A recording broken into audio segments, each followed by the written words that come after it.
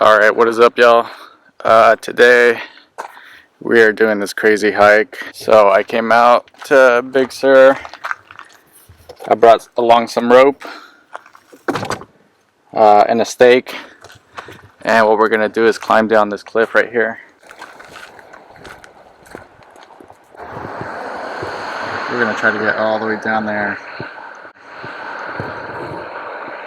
It's about 150 to 200 feet down, so actually never been to this spot before. We'll see how it goes. Today we're going to be throwing out some squid, some swim baits, depending on what hits. There's actually a fisherman down there already with his line now. I can see it from here. This is a pretty high point, so we'll see how this goes. I've been wanting to try this spot out for, it's been over a year now. Someone told me about this spot. They told me to come try it out. They've always had luck at this spot, so we'll see how this goes. See you out there. Oh man, I'm already sliding down. This might be a stupid idea. It doesn't help that everything is all moist and damp, softened up, the soil. The bushes are all wet. But there's a clear path here, so that means that someone has done this at one point or another. It's just a matter of being patient and just getting it done. All right, so far so good. Not too bad. We'll see once we get down here. Looks like there's some kind of drop down here. All right, so I've come to a point where I think it's beginning to get a little steep, so for my safety, I'm gonna go ahead and tie this up to one of these branches here, make sure it's nice and solid. This rope is 100 feet, so it should at least take me most of the way, for the rest of the way at least. So we'll kind of make a path on the way down. It looks like someone kind of already made a path, but you still have to push through some bushes here.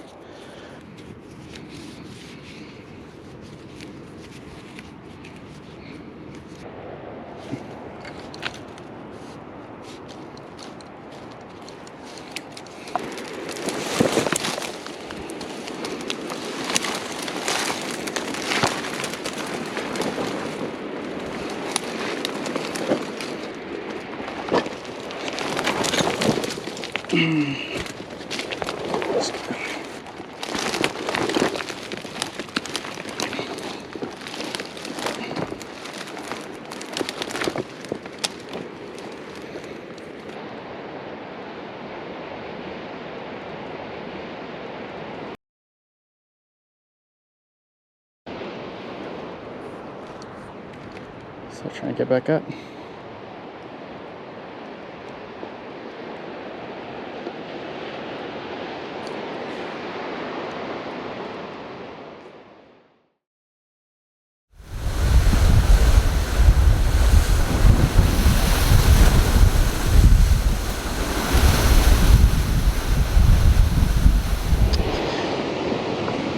All right, y'all, so I decided to leave that other spot. It was way too slippery, way too treacherous. I ended up cutting my hand open on the way down, so decided to play it safe and head back up and look for more spots. And this is where we're at now. Found this pretty cool spot. Looks pretty deep in this side.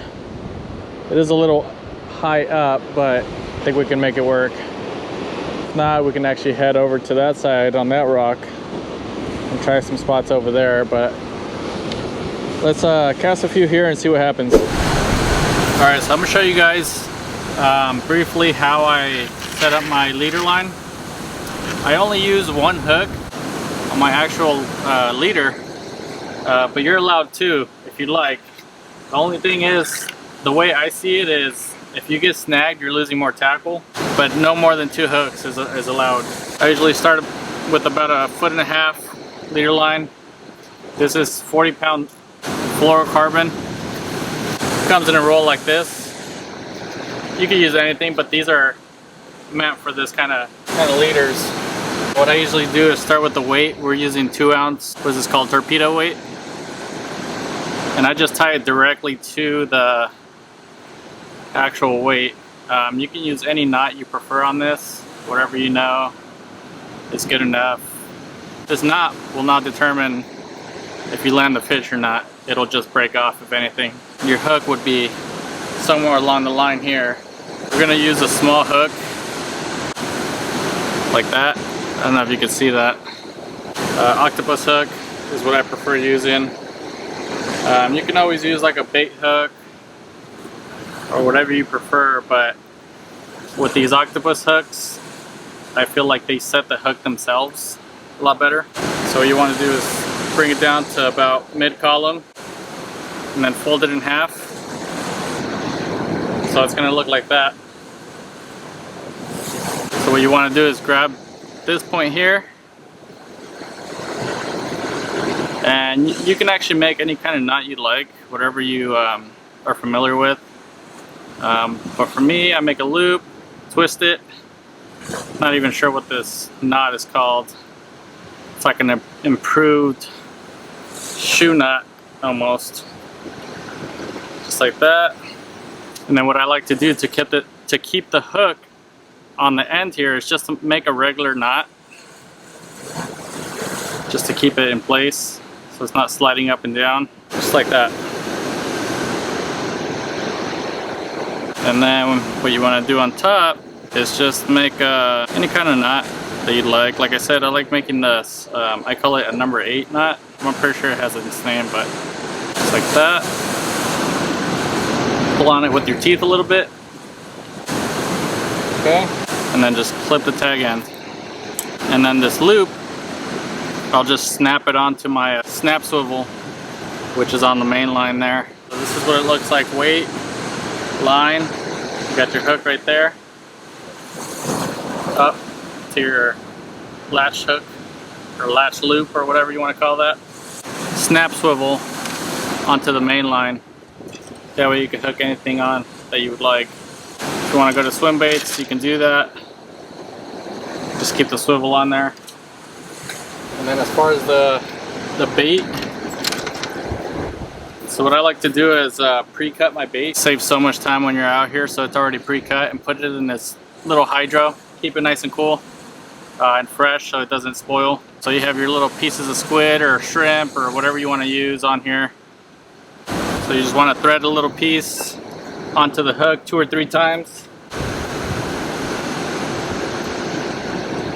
Just like that, nice and secure. Give it a nice presentation before you cast it out there. Let's get out there.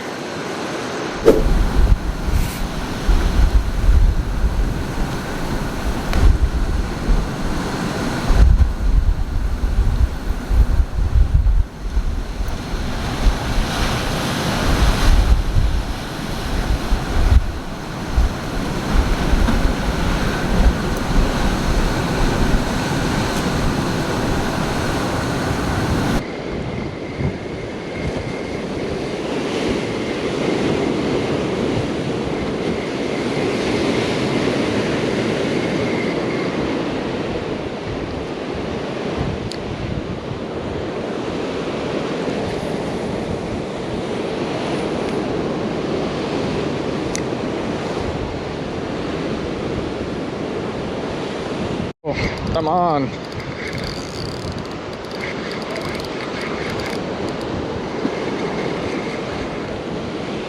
Ooh, I got a nice cabby.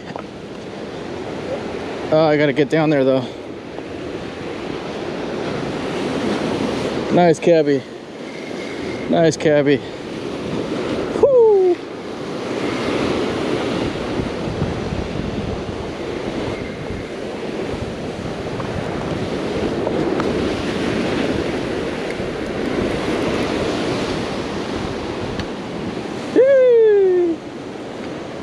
Small cabby, but man, this is a cool ass pattern. Let's get it up here so we can see it better.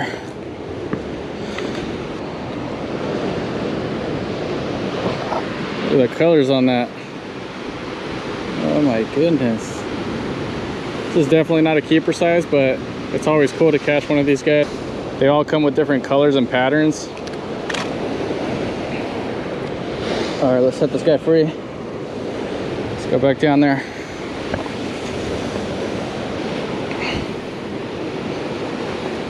Try to get as slow as we can here. So when you're casting out, you always want to make sure, I'm sure you guys see this big dark rock in the middle here on this side, and just kind of lay out the structure before you cast out. You know, let the waves move around a little bit.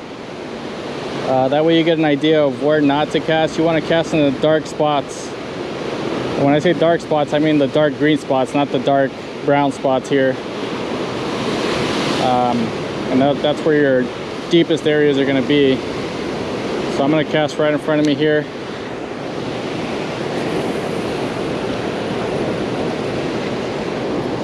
Let it sink to the bottom. Give it some slack. And what you want to do is reel in the slack and kind of feel, make sure it's actually sitting on bottom. Just like that. And you want to let it soak for about, I want to say 30 seconds to a minute. And then retrieve it a little bit, maybe hop it over a rock. If it's sitting on top of a rock down there, you'll never know. So what you want to do is move the bait around a little bit until it falls into that deep pocket where the fish are hiding.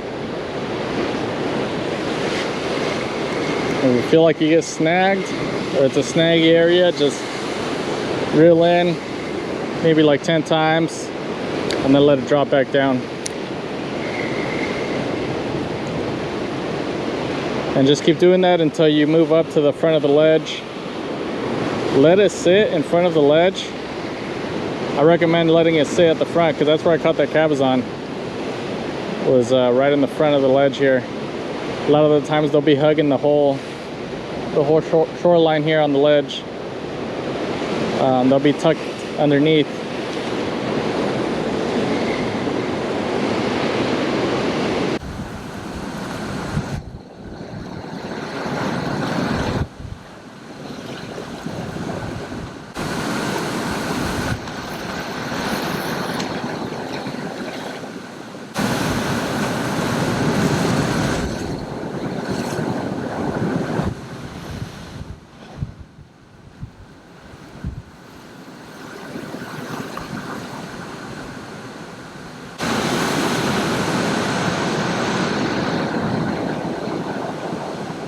There we go.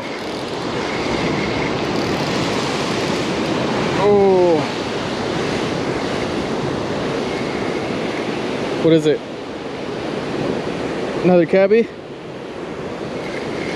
It's like a black and yellow. Let's get down there. Let's get down there. Oh. Oh, it's pulling. It's pulling pretty hard. Yep. Oh, that's a nice black and yellow. That is a nice black and yellow. All right, here, let's try to land this. This is a high drop, so I don't want to lose this guy.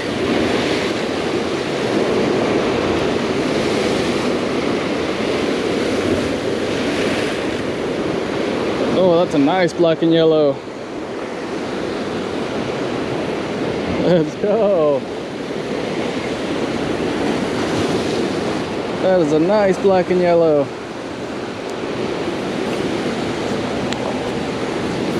There we go. That one was cut off the ledge too, right up front. Yeah.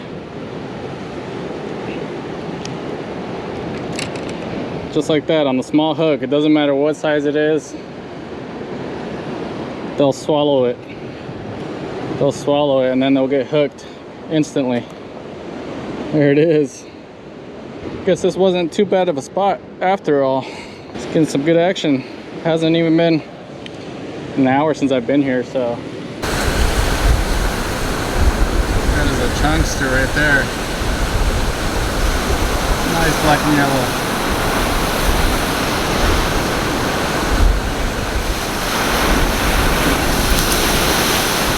These are feisty. Give them a nice clean release here. Make sure he doesn't land on the rocks. Alright, buddy.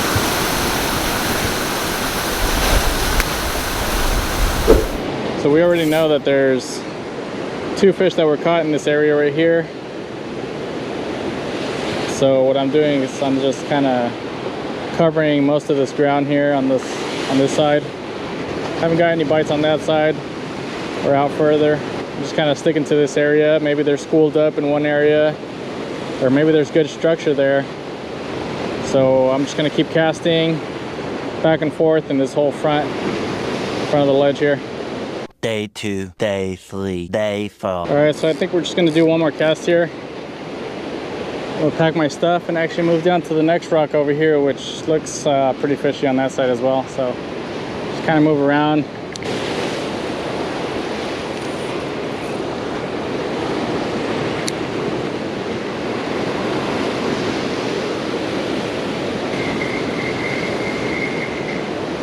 Alright, on to the next spot.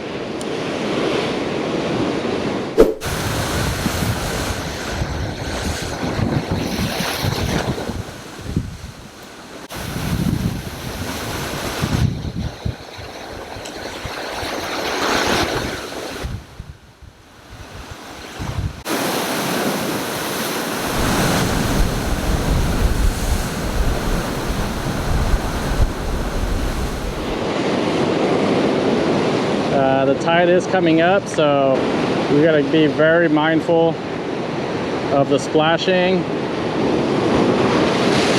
like that and where we're casting. Just keep an eye on the waves at all times.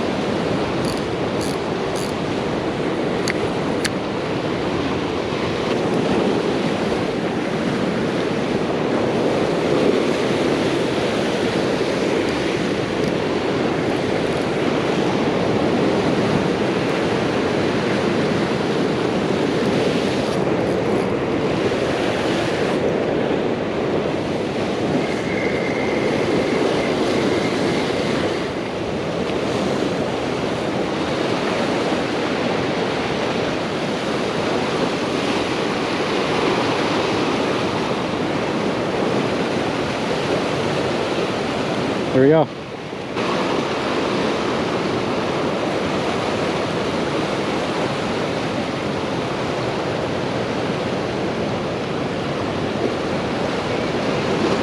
Baby, here we go. I was just poking around these little pockets here and I managed to get one. Yeah, boy. Go. Nice black and yellow. It almost blends in with the rocks in the background, huh? That's how good the camouflage is. Look at that. Color of the water. All these yellow spots on the rocks. Let's go. Yeah, like I said, I'm just poking around this little tide pool here where the waves come in and out. It seems like they just wait for something to get swept in and boom, they get eaten. All right, buddy.